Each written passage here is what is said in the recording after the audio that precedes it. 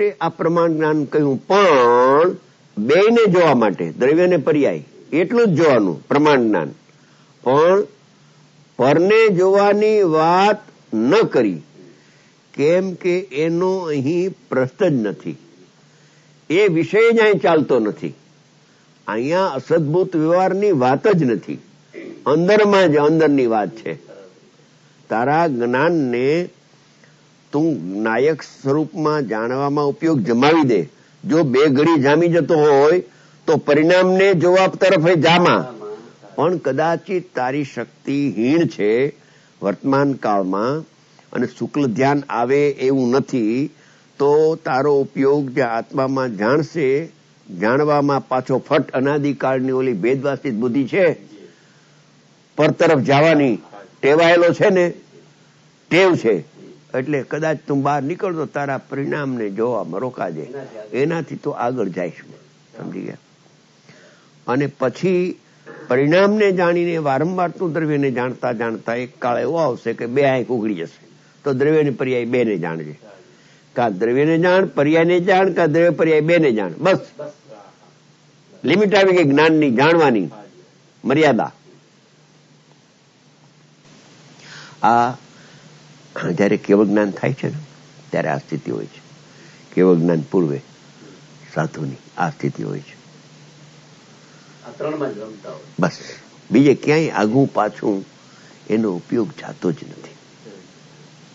એટલી બધી લીનતા વધતી જાય છે, પ્રેક્ટિસ વધી જાય, સ્થિરતાની પ્રેક્ટિસ વધી, સ્થિરતાની પ્રેક્ટિસ વધે છે, પછી ઉપયોગ બહાર જતો નથી. પણ સ્થિરતાની પ્રેક્ટિસ એટલી બધી વધે છે કે પછી ભેદને જાણવા ઉપયોગ રોકાતો નથી, પણ અભેદને જાણવા રોકાઈ જાય. જો બે ઘડી રોકાઈ ગયો કેવું જ્ઞાન. બધાનો વધારે કાળ એટલો જ, બે ઘડી ન રહેવાય ત્યારે પર્યાયમાં આવે છે, બસ પોતાના પર્યાયને જાણે છે. બસ પછી ઓલો વિષય તો રહેતો નથી, ભેદ જ્ઞાન ઓલો વિષય. એટલે પણ આના ઉપરથી અપેક્ષા થઈ જ આવી ને, જ્યાં સુધી બહાર પરદ્રવ્યને જાણવા માટે રોકાય ત્યાં સુધી તારા વર્તુળમાં નહીં આવે ત્યાં તને આત્માના દર્શન જ નહીં. ક્યાંથી દર્શન થાય? દર્શન જ નહીં ન થાય, સમ્યક દર્શન ન થાય. અને પાછું એને એ શ્રદ્ધામાં આવી જાય છે, એને શ્રદ્ધામાં આવી ગયું છે ને, એ ભૂલ છે, શ્રદ્ધાની દોષ છે, એ સાધારણ દોષ નથી. એ બહુ મોટો દોષ ઈ છે ને, ઈ ઘરનો ચોર છે, ખબર નથી પડતી. જાણવાના બાના નીચે મિથ્યા દર્શન થઈ જાય છે, જાણવાના બાના નીચે કે ભાઈ હું આ એટલો સૂક્ષ્મ વિષય નથી પકડાતો, એની યોગ્યતા નથી કે ભાઈ આ રાજેશ છે એ મારો દીકરો નથી, માટે મારે મોહ તો ન કરવો જોઈએ, એ તો બરાબર છે. પણ હવે આ એક પદાર્થ છે જગતનો, 6 દ્રવ્યમાં એ પણ જીવ દ્રવ્ય છે, તો એને હું જાણું. જાણવામાં શું દોષ? હવે જાણવામાં મોટો દોષ થઈ ગયો, કેમ કે તમને એમ લાગ્યું કે આ રાજેશ ને જાણું, રાજેશ જણાય છે, પણ જણાય છે જ્ઞાન અને ભાષે છે રાજેશ જણાય છે. એ ભ્રાંતિ છે. આ ભ્રાંતિ છૂટવી બહુ મુશ્કેલ, ઘણી મુશ્કેલ છે. અનાદિની એ ભ્રાંતિ છે, અને ભ્રાંતિ શબ્દ લખ્યો છે પાછો, શાસ્ત્રકારે ભ્રાંતિ શબ્દ લખ્યો છે. 271 નંબરનો કળશ છે, કળશ ટીકા રાજમલજીની છે. એ કળશ ટીકામાં એમ લખ્યું છે, જો જૈનમાં આવી ગયો, 6 દ્રવ્ય 9 તત્વને માને છે, શ્રદ્ધામાં લીધું છે, એવા જીવને પણ ક્યાં એને અનુભવમાં બાધક તત્વ આવી જાય છે, ભ્રાંતિ. એ લખે છે કે હું જ્ઞાયક અને 6 દ્રવ્ય મારું જ્ઞેય. હવે 6 દ્રવ્ય તો સર્વજ્ઞ ભગવાનના મત સિવાય બીજા મતમાં તો છે નહીં, એટલે જૈન તો છે જ. જૈન થયો છતાં સમ્યક દર્શન થતું નથી, અને 6 દ્રવ્ય મારા એમ કહેતો નથી. હું એક નાયક અને 6 દ્રવ્ય મારા જ્ઞાનનું જ્ઞેય કે છે કે એવી ભ્રાંતિ તો અનાદિકાળથી ચાલુ આવી રહી. 6 દ્રવ્ય તારું જ્ઞેય જ નથી, તારો આત્મા જ જ્ઞાતા ને તારો આત્મા જ જ્ઞેય. તું એને ઈ તારું ઈ જ્ઞેય ક્યાં છે? જ્ઞાનથી જ્ઞેય જુદું હોય એ જ્ઞેય જ નથી. જ્ઞાનથી જે પદાર્થ જુદો હોય એ પરમાર્થે એનું જ્ઞેય ન હોય.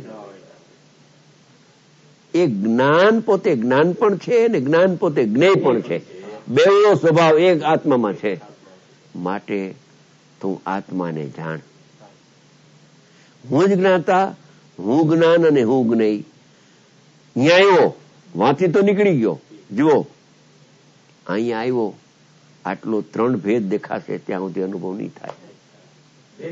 પોતાનામાં 3 ભેદ દેખાય ત્યાં સુધી અનુભવ ન થાય તો આ જ્ઞેય જણાય. તો બહુ છેટો નહીં. એ તો દૂરવર્તી એ તો આંગણામાં નથી. હા, મુખ્ય વાત. આ જે ભૂલ છે ને એ ભણેલાની ભૂલ છે. કર્તા બુદ્ધિ તો મેઇન છે જ, પણ કદાચિત જો નાયકના ભાવમાં ઈ આવે વિચારમાં તો કર્તા બુદ્ધિ તો છૂટવાનો અવકાશ છે. જો કે ઈ છે કઠણ, અસાધારણ છે, એ કઈ સાધારણ નથી.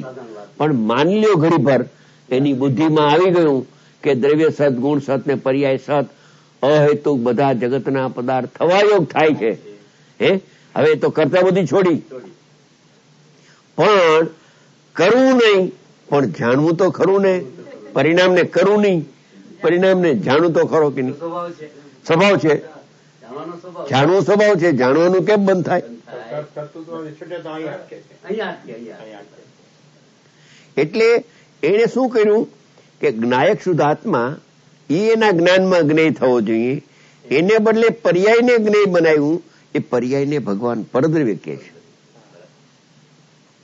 નિયમ સારમાં 4 ભાવો પરદ્રવ્ય પરભાવને હે છે એમ કહ્યું.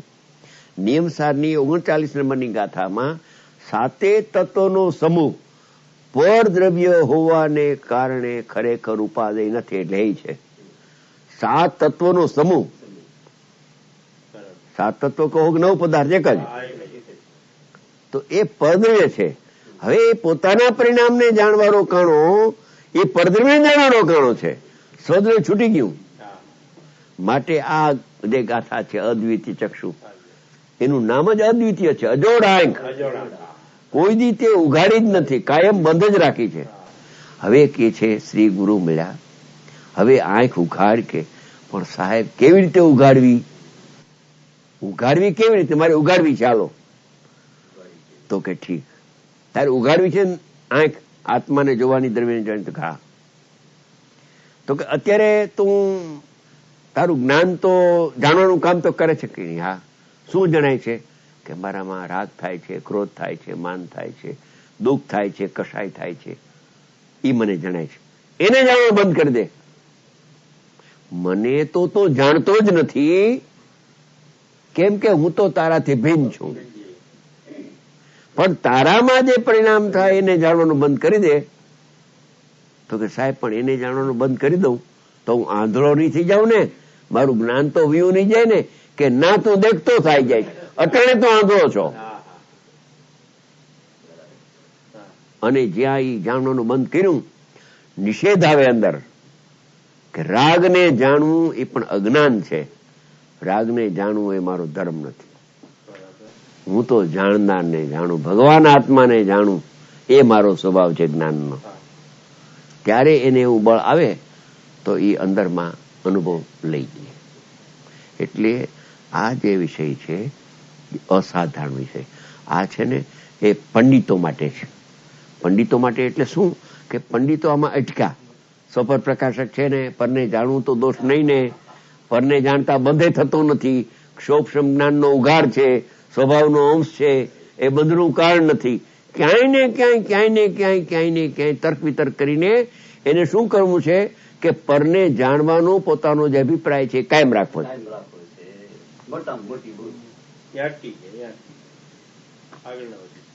પર ગ્રેહ ઉપર લક્ષ છે, લક્ષ જ ખોટું થઈ ગયું.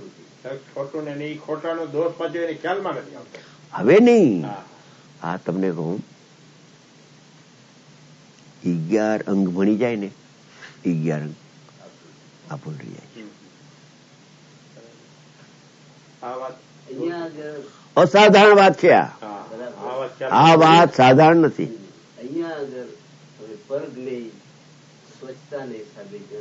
જણાય જ. આત્મા ઉપર રાખે આત્મા ઉપર જો રાખે તો ક્ષણવાર તો એને એમ કરવું પડશે કે પર જણાતું જ નથી. પછી પોતાના જાણીને પર જણાય તો વ્યવહાર કહેવાય. અરીસાની સામે જોવે, આપણે પૂછીએ કે તમને શું જણાય છે, તો કે મોટર જણાય. પાછળ મોટર તો આવતી હોય, અહીંયા દેવસીભાઈ મોટર તો આવતી જ હોય. અને મોટર ના આવતી હોય તો એની મોટરની બોડી દેખાતી હોય, એમાં મોટરની ભૂલાઈ જાય જ ને. તો એમ સર્વજ્ઞ ભગવાન એમ કે છે કે સમયે સમયે સર્વ પ્રાણી માત્રને અનુભૂતિ સ્વરૂપ ભગવાન આત્મા એના જ્ઞાનમાં જણાઈ જ રહ્યો છે. પણ એ વાત એને એના ઉપર ગહેરાઈથી વિચાર ચિંતન કરતો નથી કે આ શું લખ્યું. અજ્ઞાનીને પણ આત્મા જણાય, ભાઈ અજ્ઞાનીના જ્ઞાનમાં પણ આત્મા જણાય છે કે કેમ કે જ્ઞાનની સ્વચ્છતા છે.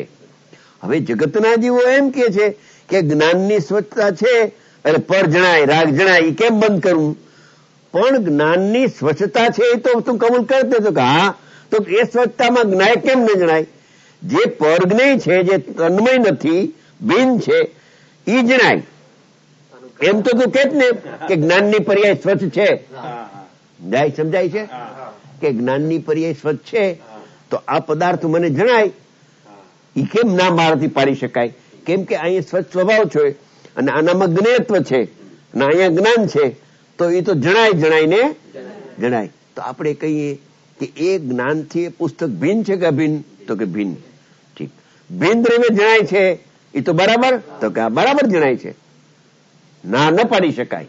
ભિન્ન દ્રવ્ય તને જણાય તારે જ્ઞાનની પર્યાયમાં, અને જે જ્ઞાનની પર્યાયમાં આત્મા અભિન્ન છે એ તને જણાતો નથી. પોતાની વસ્તુ પોતાને દેખાતી એટલે